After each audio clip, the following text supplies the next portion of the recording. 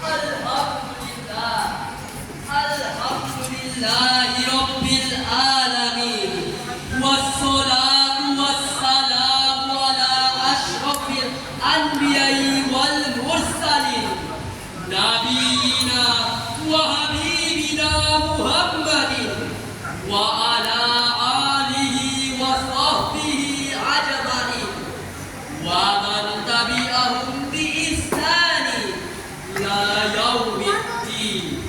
Amma ba'd. First of all, let us pray and thanks to our God, Allah subhanahu wa ta'ala, who has been carrying us some mercies and blessings so we can attend in this place, in this meeting, in good condition and also happy situation.